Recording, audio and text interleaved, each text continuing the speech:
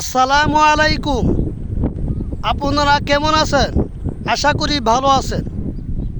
আসর নামাজের পরে একটি খোলা মাঠে এসেছি। এই মুহূর্তে একটি হাদিসের তর্জমা বলে শেষ করে দিব ইনশাআল্লাহ।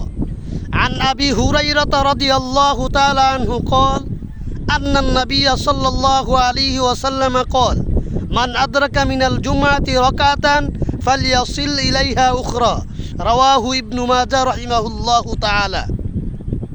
ইবনে মাজা রহমাতুল্লাহি আলাই উনার সম্মানিত কিতাব ইবনে মাজা শরীফে এই হাদিসটি উল্লেখ করেছেন।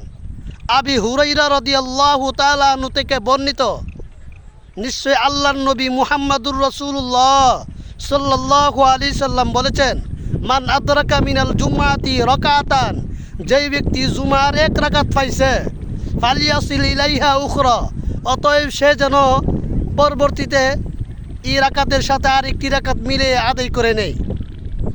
এই হাদিসের দ্বারা স্পষ্ট হয়ে গেল খতিব সাহেব মুসল্লিদেরকে নিয়ে নামাজও দাঁড়াইছে। দাঁড়ানোর পর আরেকজন মুসল্লি ভাই গিয়া দেখে খতিব সাহেব এক রাকাত আদায় করে ফেলছে।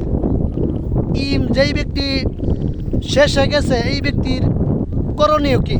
গিয়া দেহে এক রাকাত আদায় করে ফেলছে। অতএব ওই ব্যক্তি ইমাম সাহেবের সাথে শরিক হবে।